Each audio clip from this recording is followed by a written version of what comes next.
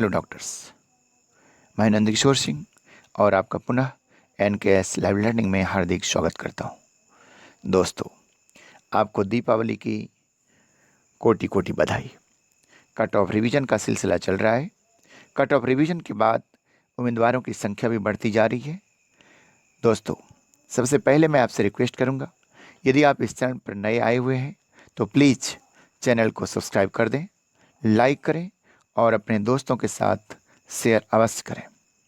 ऐसे राज्य जहाँ पर मैनेजमेंट कोटा या NRI कोटा की सीटें होती हैं, तो वहाँ पर जो कोट करके भरते हैं चॉइस फिलिंग में, कहने का मतलब है मैनेजमेंट कोटा या NRI कोटा या क्यू कोटा में जाकर सीधा चॉइस फिलिंग करते हैं, या फिर यहाँ पर आपको ये कॉलेजेस में जो अवेलेबल हैं तो उन राज्यों की ओर बढ़ते हैं।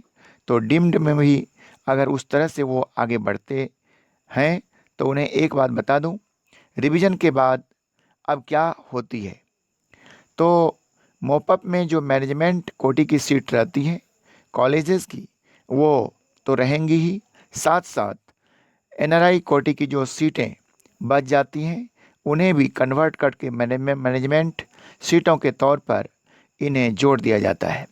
इसकी वजह से यहाँ फीस थोड़ी अधिक हो जाती है नॉर्मल फीस से। तो जैसे यहाँ राज्य की बात करें तो कर्नाटका की करते हैं, या दूसरे राज्यों की बात मैं करता हूँ। फिर यूपी में कोई NRI या मैनेजमेंट कोटा नहीं होती है। ये सबसे बड़ी दुविधा की बात है नीट वाले परीक्षार्थियों के लिए, क्योंकि वो लगातार पूछते हैं यूपी में लो स्कोर के लिए वहाँ पर कितने लो स्कोर तक एडमिशन हुई हैं पिछले साल, या मेरा स्कोर इतना है, मैं वहाँ पर जा सकता हूँ या नहीं जा सकता हूँ, बताने का कष्ट करें। तो मैं आपको बताना चाहता हूँ, सबसे पहले रिवीजन के बाद अगर आप हायर क्लिनिकल के तरफ जाना चाह रहे हैं, जैसे radio, gynae, derma, general medicine, तो ये 4-5 ब्रांच जो हैं उसके तरफ आप अगर जाना चाहते हैं तो इसमें आपको मिनिमम फीस 40 से 50 लाख पर एनएम से लेकर 70 से 80 लाख पर एनएम तक भी जा सकती हैं। तो इसके लिए आपका बजट वैसा ही होना चाहिए, तो ही आप यदि उसके मुताबिक हैं तो ही आप उन राज्यों की तरफ बढ़ें।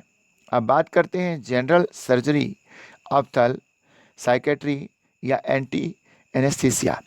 तो ये सब आपको लोअर क्लिनिकल ब्रांच हैं आपके लिए। तो जिसमें जनरल सर्जरी या टीबी चेस्ट को साइड रखते हैं तो उसकी भी फीस आपको 35 से लेकर 55 लाख पर एनएम तक होती है। मैं मैनेजमेंट और NRI सीटों के बारे में भी अभी बात मैं आपसे कर रहा हूँ। तो इसके बाद यदि लोअर क्लिनिकल की बात करें, ऑप्थल सेक्रेटरी की, एनेस्थीसिया, तो ये सब की फीस आपको कहीं पर 15 से लेकर 30 लाख पर एनएम तक आ सकती है। तो इन जानकारी से आप अपना आंकड़ा अपना बना लें और फिर आप राज्य की तरफ भी बढ़ें। राजस्थान में से सबसे अधिक फीस है, उसके बाद है कर्नाटका की है। तो कर्नाटका में भी NRI और मैनेजमेंट कोटे हैं, तो वहाँ पर भी आपको फीस उसी हिसाब से चलती है। उसके बाद छत्तीसगढ़ की 2 कॉलेजेस हैं, उन्हें पिछले साल परमिशन मिला हुआ है, एक है रिम्स और दूसरा है शंकराचार्य। तो वहाँ पर भी आपको ऐसे देखने को मिलेंगे पैकेज। वेस्ट बंगाल, तो वहाँ भी ऐसे ही हैं। तो आपसे मेरा कहना है कि जैसे आप डिम्ड के तरफ बढ़ रहे हैं, प्राइवेट के तरफ जा रहे हैं, तो आप मैनेजमेंट कोटा में और आप चॉइस फिलिंग उसी के अनुसार कर रहे हैं, तो अगर आप अपने बजट के हिसाब से नहीं चलते हैं तो उसी अकॉर्डिंग अपने अनुसार भरें, अन्यथा आप कुछ और भी भर देते हैं और आपको वो सीट मिल जाता है, उपलब्ध हो जाता है। और अगर आप ज्वाइन नहीं करते हैं तो फिर आपको उसमें काउंसलिंग प्रक्रिया से भी 2 साल के लिए आपको वार्ड कर दिया जाएगा। एक बार आप डीम्ड में जाते हैं, दूसरे बार स्टेट में जाते हैं, वापस फिर जो है रजिस्ट्रेशन करते हैं डीम्ड में, एक बार आपको सीट अलॉट हो जाती है और आप स्टेट में नहीं जा सकते हैं, तो अगर आपको दोनों जगह इसी प्रकार होता है, यदि सीट्स अलॉट हो जाती हैं तो एक जगह आपको सीट छोड़नी पड़ेगी, नहीं तो आपके ऊपर ब्लॉकिंग का चार्ज भी लग सकता है और आपको वार्ड भी कर दिया जा सकता है। इस बात को आप ध्यान से रखेंगे। तो इसलिए चॉइस फिलिंग बिल्कुल सोच समझ कर करें। और जिन राज्यों के बारे में आपको जानकारी चाहिए वो आप हमसे व्हाट्सएप पर संपर्क कर सकते हैं, जो इस वीडियो के डिस्क्रिप्शन में दिया गया है।